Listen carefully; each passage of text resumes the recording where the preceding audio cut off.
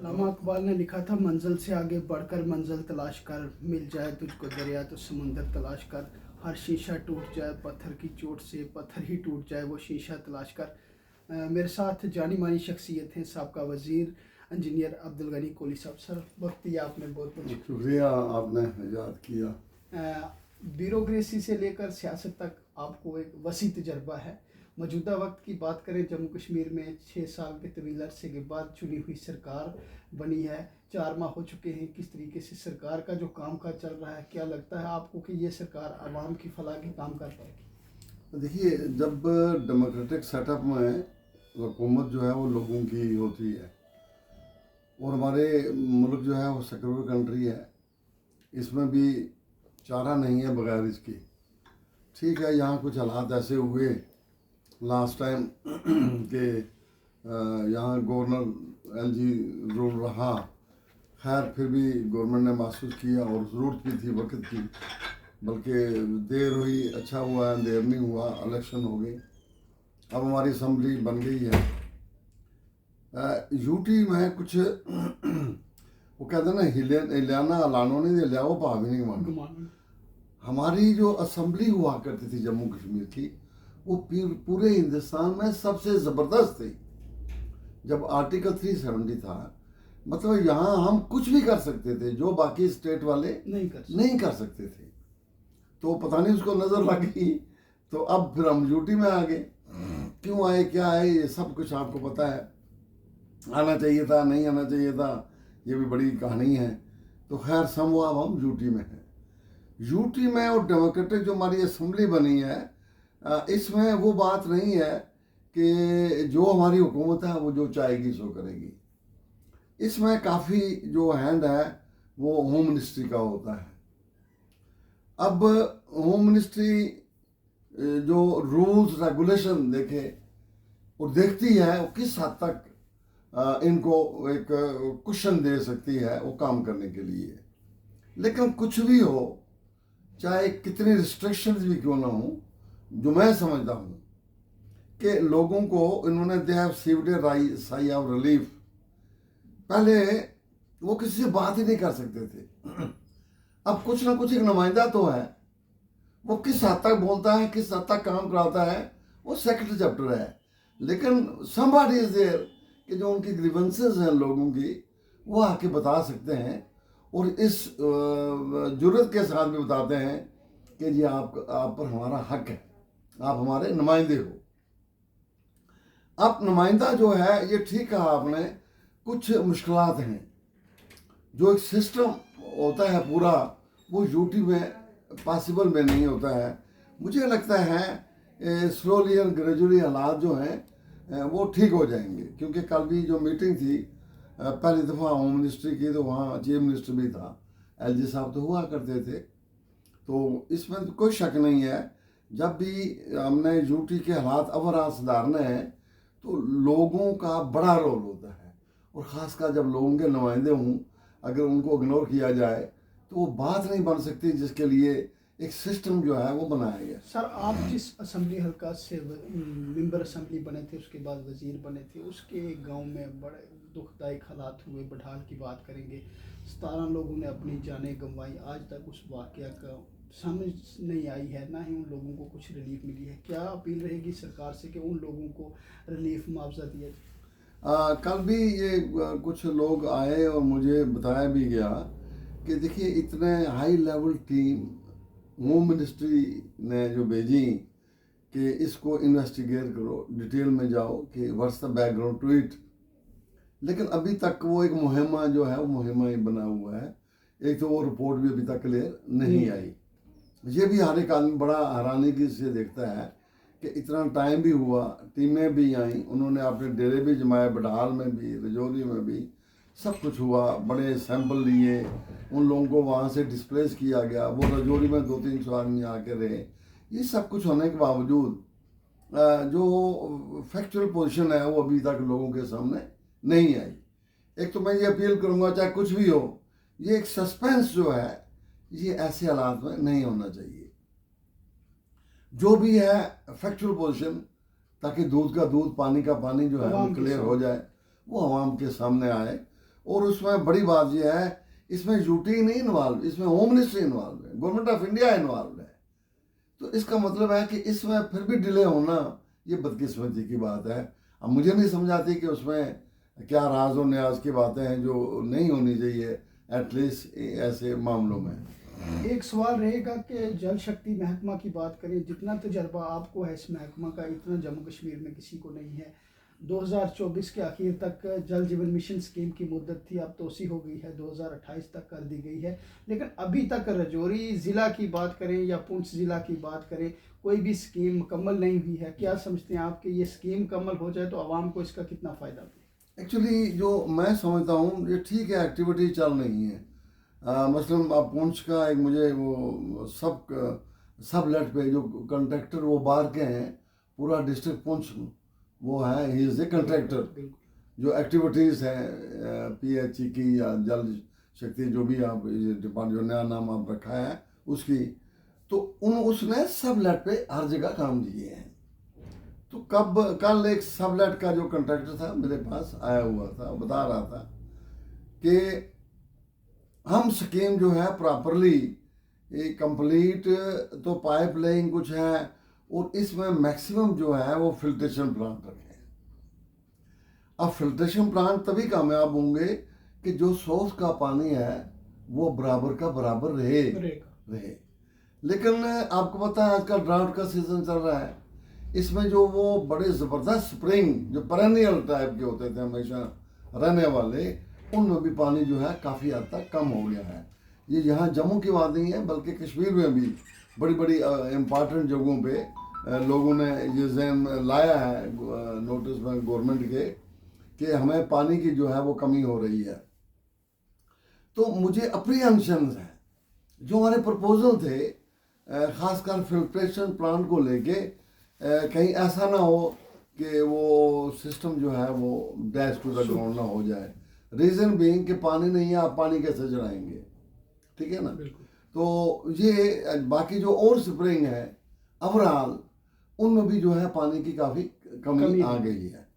इसमें कोई शक नहीं कि महकमे ने बड़ा काम किया है, ज़बरदस्त काम किया है, और कुछ सिस्टम जो है वो भी इन प्रोग्रेस है, सिस्टम वो अभी फंक्शनल नहीं हुआ है। जहाँ तक पाइप लाइन का काम है या जो इंफ्रास्ट्रक्चर है वो बड़ा कुछ बन गया है, जो मुझे इंफॉर्मेशन आई है पहले से एक्स्ट्रा, और लेकिन इसको अभी तक फंक्शनल नहीं बनाया गया है।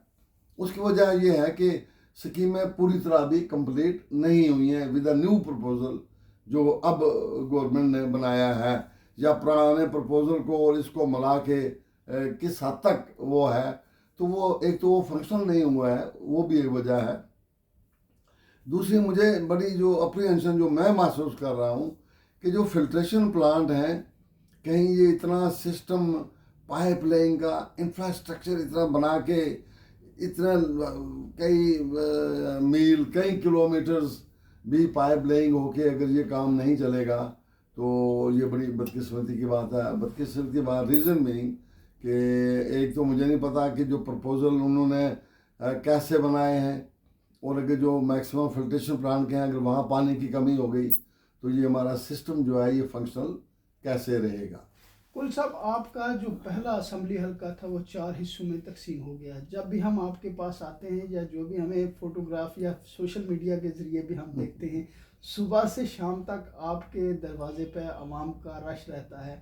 क्या वजह है? आखिर जो काम 2014 से 18 तक की सरकार में किया था ये उसी का प्यार है या क्या वजह है?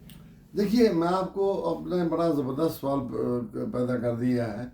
मैं जब नौकरी में था तब भी मैंने हमेशा लोगों को, कोई भी हो कहीं भी हूँ, तो इस हद तक काम किया कि मैं I am meant for the people, और मुझसे जो भी हो सकता था मैंने उल्ट पुल्ट जो भी, ताकि लोगों को पानी मिले वो स्कीम ऐसे बनाई जाए जिन्हें मैं कहता हूँ आउट ऑफ ट्रैक जाके मैंने स्कीमें बनाई और उन लोगों को पानी दिया, लोगों को फायदा। और एक दफ़ा किसी एक बड़े आदमी ने कहा, जब मैं पॉलिटिक्स में स्टार्ट हुआ था, मुझे कहा था कि अब आप पॉलिटिक्स में आ गए हैं, आप एक इंजीनियर जो हमेशा नाम लिखते हैं इंजीनियर अब्दुल गनी कोहली, इंजीनियर का नाम मत लिखें कि इससे एक सिग्नल जो है वो गलत जाता है लोगों में कि इंजीनियर की जो और एक लोगों के सामने इमेज है एज ए ऑनेस्ट, वो है नहीं है, तो ये आपके लिए ठीक नहीं है। वो मैंने कहा भाई क्या बात करते हो, उसके साथ एक बड़ा बहुत बड़ी शख्सियत थी उसके साथ, वो भी वो चीफ इंजीनियर खुद भी था जिसने मुझे कहा, और जो उनके साथ थे वो भी बहुत बड़े एक हमारे एक्स चीफ मिनिस्टर उनके भाई थे। तो मैंने कहा भाई क्या बात करते हो, मैं तो कहता हूँ उस इंजीनियर लफ्ज़ की वजह से मुझे लोगों की दुआएं मिली हैं, और इंशाअल्लाह मैं आपको यकीन दिलाता हूँ मुझे इतनी दुआएं मिली हैं कि मैं अपने हर मिशन में कामयाब होऊंगा, चाहे वो सियासत की बात हो चाहे कुछ हो। इस वजह से कि मैं मुतमईन हूँ कि मुझे पता है कि मैंने राय लिल्ला ऑनेस्ट अप्रोच से इतने काम किए हैं, और मुझे पता है लोगों की दुआएं मुझे कैसे मिलती थी। तो अल्लाह ताला कहता है जो दुआ करता है दिल से निकलती है वो असर रखती है। आपका इलाका, जिस इलाका से आप एमएलए बने थे और वजीर बने थे, काफ़ी पिछड़ा हुआ इलाका था। आपने उस दौर में उस इलाका में सड़कों के जाल बिछा दिए। क्या लगता है आपको कि मौजूदा वक्त के जो मेंबर असम्बली हैं वो भी इस तरह के काम कर पाए? देखिए मैं उस पर टिप्पणी नहीं करता, वो लोगों ने फैसला करना है, या आप लोग जो मीडिया वाले हैं, यू आर द बेस्ट जज टू टेल अस। लेकिन मैं आपको बता दूं जो एक्टिविटीज़ मैंने की हैं, मैं आपको ये बता दूं 50 साल तक इतने काम रोड्स के नहीं हो सकेंगे, ये मैं आपको बबांगे दौर कहता हूँ। कोई साहब ऐसा कोई मंसूबा जो आपके जहन में था कि ये मंसूबा भी मैंने दौरान वजीर रह के पाए तकमील तक पहुंचाना है, सरकार गिर जाने की वजह से वो पाए तकमील तक नहीं पहुंच पाए? वो बड़ी बातें हैं, बड़े सिलसिले हैं, अब मैं क्या कहूँ। मेरे सामने अभी भी आपको अब अच्छा नहीं लगता है ये अपने मुंह मिठू के बात करना। अभी भी मेरा अखबार अलमारी देखें मेरे दफ्तर में, तो अभी एस्टिमेट और डिटेल कौन सी स्कीम कहाँ कैसे करेंगे क्या करेंगे, अगर सेंटर से भी कोई ज़रूरत पड़ेगी उसके लिए वो सब सिस्टम जो था वो मैंने अभी भी मेरे पास है। तो मतलब ये है कि वो एक सेक्शन में नहीं है, सिर्फ रोड्स की बात नहीं है, वहाँ और भी बड़ी एक्टिविटीज़ हैं। मैं तो चाहता था कि हमारा जो खासकर ट्राइबल में बड़ा पैसा आ रहा है, मेरी सबसे बड़ी ये कोशिश थी कि ट्राइबल का जो पैसा है ये खर्च हो, लेकिन it should be spend through NITI Aayog, जो गवर्नमेंट का अदारा है प्लानिंग का, नीति आयोग, उसके थ्रू हो। क्योंकि वो जो प्लानिंग करते हैं, जो प्रोजेक्ट्स बनाते हैं, वो बड़े सॉलिड प्रोजेक्ट्स बनाते हैं। इस वजह से बनाते हैं, वो चेक भी करते हैं, मॉनिटर भी करते हैं, और उसी काम को हाथ में लेंगे या ये पैसा ट्राइबल का उसी को देंगे स्कीम को, जो एक पायदार रहे, जो मुकम्मल भी हो जाए और लोगों को हमेशा हमेशा उसका फ़ायदा भी रहे। ये मेरी बड़ी कोशिश थी इसमें। पहले तो ठीक है जी, हमारे गुजर बकरवाल हैं, इनको ये ट्रक मिले हैं, वो भी कोशिश थी। फिर मैंने अपने इस एरिया में एक हार्टिकल्चर की 6 करोड़ की एक स्कीम बनाई थी, शायद वो पहली स्कीम थी जो मेरी डिस्ट्रिक्ट पुंछ और जोरी में थी, पता नहीं वो आजकल चल रही है कि नहीं चल रही है, वालनट के लिए, क्योंकि ठंडा एरिया है कोट चरवाल का ऊपर का, उसके लिए मैंने बनवाई थी। वो मैंने शुरू भी करवाई थी आपने सामने बिल्कुल अच्छे ढंग से। तो उससे लोकल लोगों को भी फ़ायदा होना था बोथ वे, एक तो उनके वालनट ट्री बन जाते, और फिर उनको जो काम करना था उनकी जो अखरोट है ना उसकी को सेव करने के लिए लकड़ियों की से बना के सेव रखना, तो उस वजह से उनको मॉनेटरी लिहाज से कुछ फ़ायदा भी हो जाना था। अब पता नहीं कि वो स्कीम अभी चल रही है कि नहीं चल रही है। तो मेरे जहन में इस तरह के और प्रोजेक्ट्स भी थे, सिर्फ ये R&B या PHE के नहीं, बल्कि डिफरेंट और डिपार्टमेंट उनका मैं था कि कौन सा प्रोजेक्ट कहाँ फिट हो सकता है, कहाँ पॉसिबिलिटी हो सकती है, ताकि वो प्रोजेक्ट बनाया जाए, चाहे वो मुझे उसके लिए हमारी एग्रीकल्चर यूनिवर्सिटी को क्यों ना कंटैक्ट करना पड़े।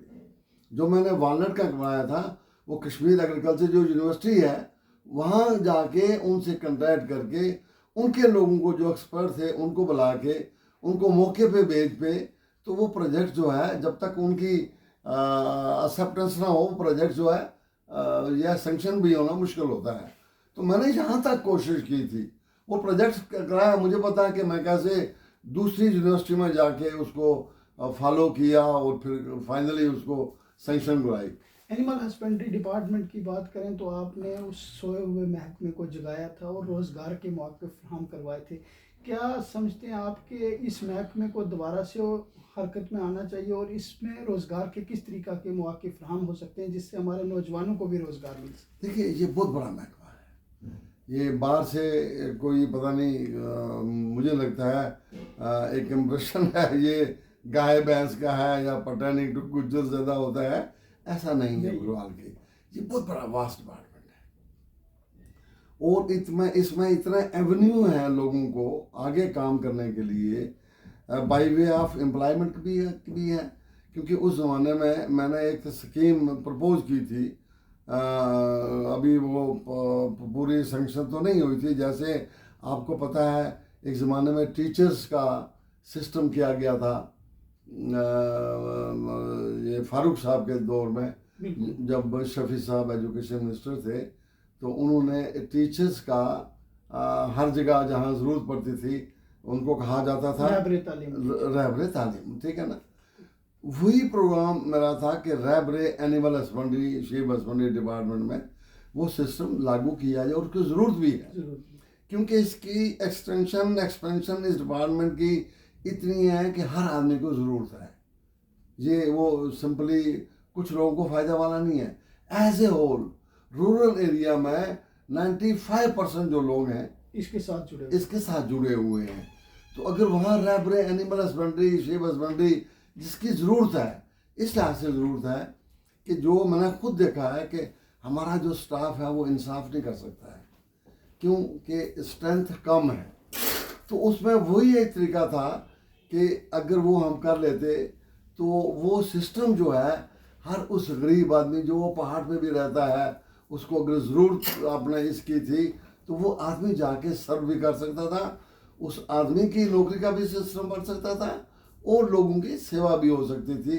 और इस डिपार्टमेंट को यानी आम लोगों तक पहुंचने में सबसे बड़ा ज़रिया जो आज तक नहीं हुआ था उसका एक जो मैं समझता हूँ अभी भी वो एक सिस्टम है और वो जो है वो करना भी चाहिए। क्या समझते हैं आपके मौजूदा सरकार को इस मामले के ऊपर काम करना चाहिए? देखिए, वहाँ पे आजकल डार साहब हैं जो वैली से हैं, एग्रीकल्चर के मिनिस्टर्स हैं, उनके साथ एक हमारे IAS बड़े सीनियर मिस्टर सुरेंद्र कुमार जी, पता नहीं वो किसके साथ हैं आजकल। तो अगर ऐसे कमिश्नर हों तो कोई दिक्कत नहीं है कि ये स्कीमें ऐसी बनाई जाएं और वो इम्प्लीमेंट ना हो। क्यों मैं इस तरह से कहता हूँ, उनका नाम लिया, क्यों PWD के कमिश्नर थे, उन्होंने इस डिपार्टमेंट को आसमान तक ले गया, इतनी एक्सपेंशन भी की है और इस ढंग से की है, कहीं शोर नहीं हुआ, हर जगह इक्वालिटी प्रॉपर तरीके से की है। तो अगर ऐसा कमिश्नर भी हो और मिनिस्टर भी हूँ ऐसे अगर उस डिपार्टमेंट में, तो मैं कहता हूँ उस डिपार्टमेंट की जो है ना इस हद तक फ़ायदा लोगों को हो जाएगा जो कोई सोच भी नहीं सकता है। अपनी तरफ से कोई पैगाम देना चाहें जम्मू कश्मीर की आवाम को? देखिए, अवाम को बदकिस्मती है, आए दिनों कुछ ऐसे वाक़यात सुनने में आते हैं, जैसे बिलावर का हुआ, जैसे अभी हमने किया, तो ये बात सुन के भी उस पर एक्शन रिएक्शन जब हम सुनते हैं नहीं हो रहा है तो दुख होता है कि इंसाफ जो है पता नहीं वो ढूंढने को तो नहीं मिल रहा है आजकल। एक गरीब आदमी जो है वो मर जाता है और अकॉर्डिंग टू मुस्लिम मैथोलॉजी अगर एक मुसलमान मस्जिद में जाके होली कुरान सिर पे उठा के कोई बात कहता है, ये सिर्फ बिलावर के मुसलमान नहीं, जम्मू कश्मीर के नहीं, हिंदुस्तान के नहीं, पूरी दुनिया के जो मुसलमान हैं वो उसको एक्सेप्ट करते हैं कि जो उसने कहा वो ठीक है और वो था भी ये हाफ़िज़ कुरान, ठीक है ना। तो अगर वो इस हद तक एक आदमी जो बयान करता है तो उसकी बात को अगर सच्चा ना माना जाए तो यार मैं तो फिर अपने आप को, अगर मैं भी नहीं जिक्र करता हूँ तो मैं अपने आप को मुसलमान जो है कराने में मुझे सोचना पड़ेगा। वक्त दिया आपने इसके लिए बहुत बहुत शुक्रिया। नहीं शुक्रिया, मेरी तबीयत भी नासाज थी, आप आए तो शुक्रिया आपका, आपने तीमारदारी भी की और आपस में इंटरेक्शन भी हो गई, इसके लिए शुक्रिया।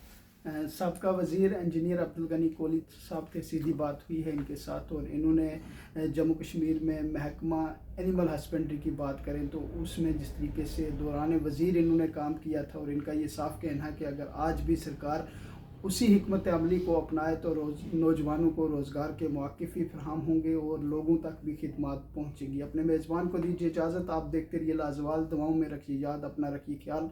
अल्लाह मेरा आप सबका निगहबान। अल्लाह हाफ़िज़।